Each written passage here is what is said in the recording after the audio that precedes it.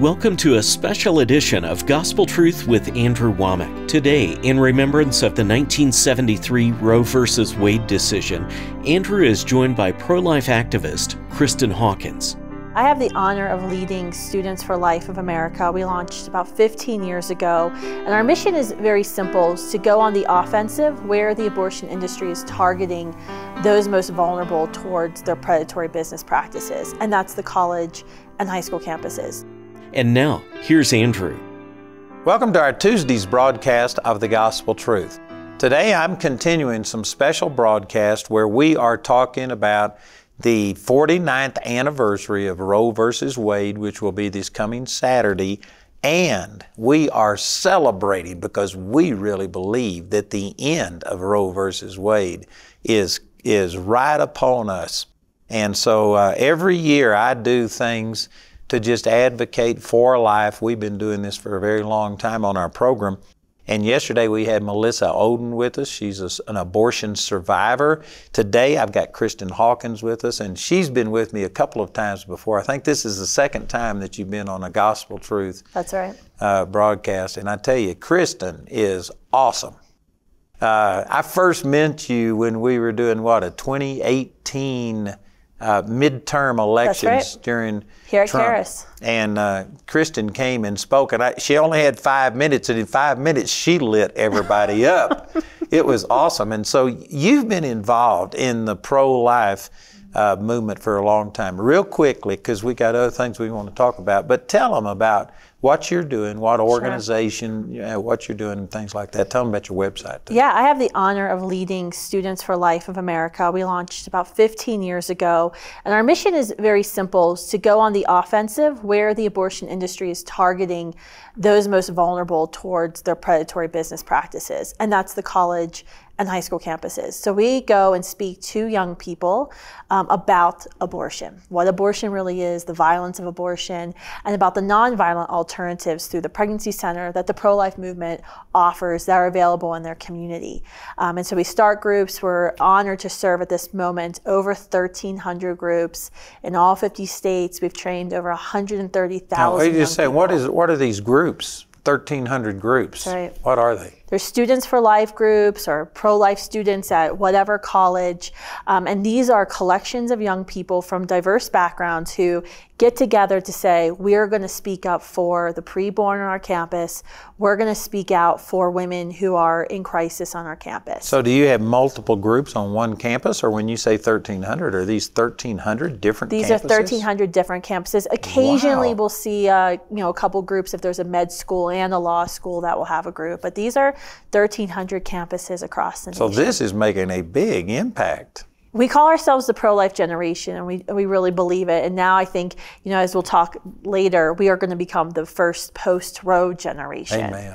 So, this is a group of young people that all of us were born after 1973. We all realized that we could have all been aborted. Were you born after 73? You're just a young lady. I was, yes. I'm probably the oldest one on our team of 80 staff members, but yes, I was born after 1973. So you got 80 staff members. How many students do you claim that are in Students for Life? Well, we know that there's at least 15,000 active, officers and members every year in our chapters and groups across the country that we serve. And I see you in a lot of different things. You guys are in front of the Supreme Court. You're everywhere. You've been super active in this. That's right. The goal is anytime there is abortion being discussed in the public square, Students for Life, the pro-life generation, is going to be there. And so a lot of folks don't know my name. They may not know Students for Life, but you've seen our work, because if you've opened up a newspaper where they're discussing abortion, you'll see a picture of a young girl holding a sign saying, I am the pro-life generation, and that is us. So we are there anytime there's a Supreme Court hearing, decision day, at state capitals, lobbying. It's amazing, Andrew, when you walk into these places, though, because the media narrative is such that, the young people must be pro-abortion. And so the legislators, the senators will come up thinking that we're with Planned Parenthood, and they're shocked to find out that this huge group of young people are actually there advocating against the violence of abortion. I think I've heard you say that actually the young people today are more pro-life than their parents. Absolutely, they're more pro-life than their parents. They may not call themselves pro-life. We have an issue with the label. and we can talk about that later. We've been doing a lot of research on that, but they understand what is inside of a mother is a unique, whole living human being. They've seen the ultrasounds of their brothers and sisters and cousins, and so those old, the antiquated talking points of the 1970s don't really carry the same weight as they used to. Well, I'm probably one of those using the antiquated. No, you're not. You're not saying it's a blob of tissue or, I mean, these are the things that people actually tried to argue. I was on a campus, a Catholic college not long ago, and all these protesters surround my speech, and I went out to invite them to come in to hear my lecture and to offer them to ask any question they wanted. Of course, they didn't want to come in and actually hear or have a calm dialogue, but these signs that they had were just scientifically incorrect. And I was like, if you want to argue with me, here would be a great way to argue or debate this point, but you're just not doing anyone any favors with these scientifically inaccurate statements. Hey, I saw this in your bio. It says, you are one of the 4 worst anti-abortion misinformers. That's by Media Matters. Man, that's quite an honor to be branded. I love when they give us crazy titles like that. Do you get a lot of criticism? Oh, absolutely. Yeah, absolutely. There's a lot of criticism. There's criticism, within this very diverse pro-life movement of different strategies to take. Should we focus on this bill or on this strategy or on this location, on this city? And then there's a lot more criticism from outside the pro-life movement, obviously, of those who are pro-abortion. And as we've seen with this Dobbs hearing that just happened in December, the decision coming down in June, the other side is terrified that the day that we're really hoping is very near is coming, close. Right? And so they feel justified almost in their outrageous behavior. They're very So before we get into that, you hadn't always been pro-life. Give a little bit of background about how this became an issue for you. Sure. Well, I was raised in a Christian, non-denominational home. We never really talked about abortion at my church. I remember my mom taking me to some pro-life marches and things like that as a child. But as a high school student, I kind of fell victim to I wouldn't have an abortion, but I couldn't tell my friend not to have an abortion. Who am I to say what another woman can do with her body? Or if my friend or my sister, or if I am a survivor of sexual assault, obviously abortion is a needed remedy to that. And it wasn't really until I was asked to volunteer at a pregnancy center in my community that I would say I fully became pro-life. I fully understood, wait a minute, it's not her body. It's actually another distinct body, and that body has the same rights as you and I do. So when did you start Students for Life? I launched Students for Life in 2006. I had just turned 21. So I just want to say to the people watching, that we are on the verge of possibly seeing Roe versus Wade overcome. By the time you see this, they will have already argued this before the Supreme Court. Right. But if it gets overturned, people like Kristen right here are going to be some of the ones that have been on the front lines. So you said 2015? That you started? 2006, yeah. Oh, 2006. Yeah. You've been fighting this a long time.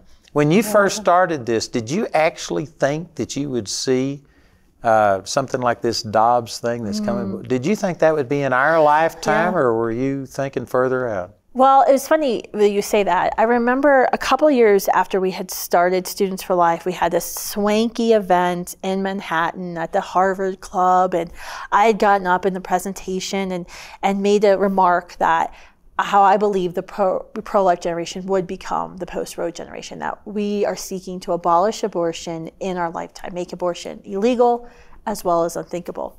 And I remember one of my mentors came up to me after that and said, I loved your speech, it was really motivational, but when you said you're going to be a post-Roe generation, when you said we're going to abolish abortion, it didn't come across well to the audience. And I said, well, what was I doing wrong? And his remark was that, it just sounds too improbable. It sounds very naive, that you don't really know what's really, out there, what's happening in Washington, D.C. You probably should tame that rhetoric. Well, I haven't been as active as you have in this, and so I'm kind of a newcomer to this. But from my standpoint, which I think is probably the average person, it didn't look like it was going to happen. in our lifetime. And it's only been really since Trump. Trump brought a tremendous emphasis to the pro-life and was the very first person to speak at one of the March for Life. March for Life. And boy, that just escalated things tremendously. I know. I skipped seeing him at that March for Life because I had to get out before Secret Service came, because we always do a counter prayer protest at the Supreme Court while the march is happening. So I remember that quite well. I had to walk the entire way because there weren't any Ubers because they shut down Constitution Avenue. But yeah, I mean, President Trump, and in my circles, and the young people that we deal with, there's a lot of mixed opinions about President Trump and his presidency. But it is undeniable that he was the most pro-life president in his appointments, and really the reshaping of the entire judiciary. Yeah. And that's really where, a lot of people go, who's Mitch McConnell and why does he matter? Leader McConnell made sure we were able to reshape the entire judiciary, which is significant because for so long the left has used judges to stop any pro-life law. We'll go into a state, pass a pro-life law, and then immediately we'll see an injunction, or the folks who passed it are sued, and everything will just stop because of one judicial activist. And that is what the left has done. They have usurped the will of the people time and time again. And so I think it's my opinion that the majority of Americans were against abortion back in '73, but it wasn't a majority decision. It was a judicial activist that made it happen. Yeah. And so that had to happen. I love how everyone points out, for our young men who are on staff or on our groups, how they shouldn't have an opinion on abortion because of their gender. But yet we're all okay that 7 men gave us Roe versus Wade. And we're okay if you're a man who's pro-choice, by the way. If you are a man who shows up at a pro-choice rally, you're celebrated. But if you're a man that shows up at a pro-life rally, you're criticized. So again, we're making these programs before the Supreme Court argument in this Dobbs case, but what do you think's happening? And I think that the judgment will come out maybe in the summer? June, of 2022, we'll be there. But so what would happen if they did overturn this and said it was unconstitutional? What's going to happen? Because that's not the end of the fight. Sure. I've been speaking with the Attorney General of Mississippi, who will be arguing the case. This is, for folks who don't know, this Dobbs case is a Mississippi law that was passed, signed into law, that bans painful abortions at 15 weeks. So this is significant because this is the first law that the Supreme Court has taken up that bans abortions before what's considered viability, which is currently thought of as about 24 weeks, but with medical technology, it gets younger and younger every year. So the Dobbs case is significant because in the brief, the Attorney General, A.G. Finch, who's a single mom, wonderful pro-life advocate, argued directly for this bill to reverse Roe versus Wade, to review, return, and reverse Roe back to the states. The lawyers that I've been speaking with and the folks that we've been working with, a lot of folks do not know if this will be the case that sees a complete overhaul of Roe, because we tend to know that conservative justices tend to be very narrow in their rulings, where judicial activists, more liberal judges will be very broad. So this is not an either-or thing. I mean, they could somehow or another... They could gut it. And that I think is more the prevailing legal theory at this moment. What would that do? Is that they could uphold the Mississippi law without reversing Roe, which will allow states across the country then to begin banning 2nd and 3rd trimester abortions. Oh, really? And then you would have more, there's over 20 cases making their way up to the Supreme Court. This is not going to be the last time the court talks about abortion, even though I think they wish it were.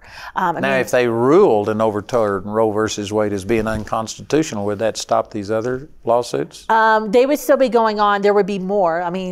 Those who advocate for abortion, Planned Parenthood and the abortion lobby, they would file their flurry of lawsuits. The Texas heartbeat law, which I think you'll be discussing later this week, was a significant bill because it kind of flipped everything on its head, using this ability to civilly sue abortionists and those who commit abortions. It's a new approach. It's a new approach. We're waiting on a Supreme Court ruling on that. So there's a couple of different ways it could turn out, but I think the prevailing thought is that it is going to really give a major blow to Roe. And that is significant because anyway, look at lives are going to be saved. At the very least, it'll be a great step forward for the pro-life. Absolutely. And the thing about the other thing is when we're thinking about the lead up to this case, and it's going to be talked about a lot in the news media, we're talking now on cable TV, nightly news, about how children feel pain during these abortions and just how barbaric these abortions are. I take abortion tools and instruments.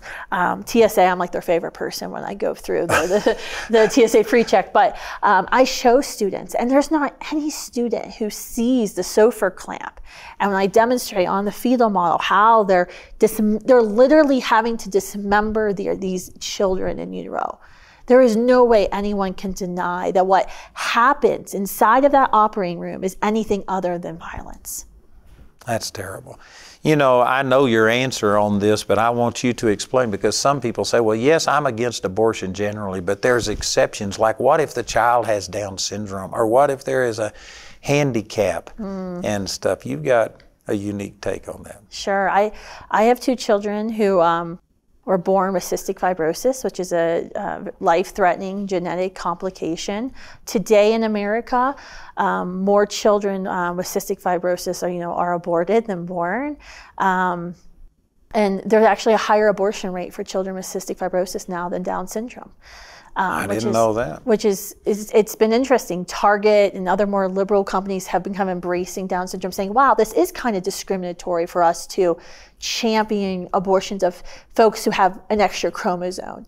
But with cystic fibrosis, the argument is, well, these children are different from us and they're going to suffer. We as parents are going to suffer. And so therefore, it's just much easier if we would end their life in utero.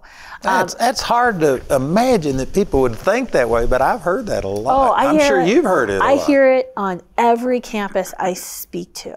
And sometimes it's well-meaning pro-life folks who are, like you said, are largely against abortion. And other times, let me ask you about your two kids with cystic fibrosis. Has it been such a pain, or what's going on? I mean, it's certainly heartbreaking, and to be a parent, to know that your child has a disease that you can't control, a disease that they've inherited because of me, because of my recessive gene, my husband's recessive gene. There's a lot of pain. There's fear for the future and what it holds. But today, for example, we were just in Chicago at our kids' doctor's appointment last week, where we found out that because of the medical advances we have, the studied drugs that my children are in, these genetic modifying pills that literally correct how a cell functions in the body. I mean, it's incredible miracles that we're seeing happening, that my children's cells, even though they have cystic fibrosis and it still affects their reproductive systems and their pancreas and their liver, their cells are now behaving like they don't have cystic fibrosis. I mean, it's unbelievable, just the changes from when my son was diagnosed in 2009 and to now in 2021. I mean, I talked to our doctor, who is not a Christian, not a believer, and he said, I never thought this day would ever come. Your children have no signs of lung disease. Wow. And so it's and that is because of him, right? And the miracles that he can work. And you brought your family here last summer, and you're living in a motorhome and traveling around the country and speaking. And anyway, they are lively kids. They are all alive. Yeah, we are lively. The Hawkins family is ready for post-Roe America. We know when Roe is reversed, there's going to instantly be 50 state battles. And this is what we've been working towards since we launched in 2006 at Students for Life. Because I know at that moment, we are going to have armies of well-trained, well-spoken people who can rush the state capitol, who can make sure we're marketing the pregnancy center and the resources that we have in the communities. We're going to need this in every state. And so we sold our home, we're traveling the country, and now wherever we're needed, we'll be there together, and we're having a great time. I'm Classic type A overachiever, in case you haven't noticed. And so, living this kind of life of traveling together, being together, spending more time in a very small space with some lively children has been just a remarkable time for us as a family. And your kids, I know that you mentioned that there's heartbreak, you hate to see some things happening, but man, to think of all of the joy, all of the things we would miss. All of the things you would have missed. How can people justify killing a child because they might be a little inconvenience on you? And I think one of the things I kind of say on campus that gets people thinking is, I understand, and it's heartbreak, and it's, people will suffer. And in fact, that's a part of the human condition. We will all suffer in our lives. But the question I pose to students is, can't you think of anything less extreme to ease the suffering of another person than to violently end their life? Like, don't you think that's extremism to say that there's nothing else that we can do than to end the beating heart of a child? And I think that really gets people thinking, because they're like, well, wait a minute, you're right. There's not really a conversation about how do we alleviate suffering? How do we walk along someone who is suffering? So how do you respond to people saying, but what about rape? That's terrible. Isn't that a justification for abortion? Yeah, I think when this comes up, I had a woman screaming at me, and I think that's, I get a question a lot of, like, why do you handle these protesters? How can you not get angry? And you have to realize that half the protesters there are just largely ignorant of what's happening. They've been duped into the lies, and they're just repeating talking points. And then the other half of those who gather often are post-abortive women and men who are hurting from an abortion. And I had this woman at University of San Diego come up to me last week screaming at me, and couple minutes in, it comes out she is a survivor of sexual assault. And so there's obvious trauma. And so I think when we first have to address the horrific nature of rape, and we have to show our love and compassion for her before we talk about the child. I think that's the first thing we need to do. I think we need to make it very well known that we are willing, as Christians, as anyone, to stand beside her and help her get the care and the love that she needs following that horrific assault. But I think my care will stop when you ask me to end the life of another human being. I'm not willing to go that far. And it's the same argument, for why we're against abortion in cases of convenience, that these are children, they're whole, living, unique, and it doesn't matter the circumstances of your conception. And although I would admit that rape is a terrible thing, and it's going to be a bad experience, especially if the woman's single or whatever, but that doesn't justify killing the child. The child didn't do anything to deserve it. It all comes down to that is not a part of her body. That is a separate human being, and that human being, regardless of how they're conceived, does not deserve to be killed because of what somebody else did. If my father went out today and committed, a horrific act, sexual assault, terrorism, murder, nobody would say that they were justified in trying to end my life as an adult. No one would ever say that. They'd say, well, your father did a terrible thing. He needs to pay for his sins. But they would never say, I should have to pay. That's a very good point. For his sins. And but that's because you're a separate individual. That's right. And that always gets you back to the argument of what abortion really is. I mean, all of these arguments that you hear on campus, there's really only about 10 arguments, by the way. It doesn't matter if I'm at Harvard or Berkeley or a community college or a high school. The arguments are always the same. People think you have to know everything. It always comes down to the very fundamental question of what is it? Yeah. Well, we're running out of time, but I've got this little USB that we're offering entitled Choose Life, and this has all of my previous interviews with Kristen and Janet Porter and Melissa Oden, Carrie Fisher, so many people. And then we've got teaching against abortion based on Scripture and just a lot of things. I encourage you to get this. How would they get hold of your ministry? Sure. You can go to studentsforlife.org. We are trying right now, we're in 20 cities forming church partnerships. So I encourage folks to go to abortionfreecities.org to learn about what we're doing. We have a free church partnership kit. And we're out of time, Kristen. Sorry, but she will be back on Thursday and Friday. We're going to have a panel with her and two other other ladies. So join us and check out her website. Get this, listen to our announcer. In a landmark ruling, the Supreme Court today legalized abortions. The majority in cases from Texas and Georgia said that the decision to end a pregnancy during the first 3 months belongs to the woman and her doctor, not the government. Children are heritage from the Lord. He knit me together in my mother's womb. Before He formed me, He knit me. Before I was born, He sanctified me. We hold these truths to be self-evident that all men are created equal, that they are endowed with something unalienable rights, that among these are life, liberty, and the pursuit of happiness. Remember, it's my choice. It's our choice. It's the baby's choice. It's God's choice, not yours. Choose life. Amen. That's the baby? Wow. So that's really all going on right now. It looks like an actual baby. Uh-huh. We hope you've enjoyed Andrew's interview with Kristen Hawkins. To find out more about Kristen, visit her website at studentsforlife.org. Once again, I'd like to encourage you to get this product. This is a little USB in here that has multiple years worth of my teachings about Roe versus Wade during that anniversary week.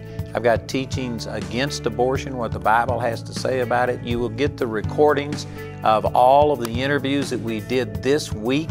I promise you it'll be a blessing. Plus you'll get this little book on observing all things. So listen to our announcer as he gives you the information, and please get these materials today.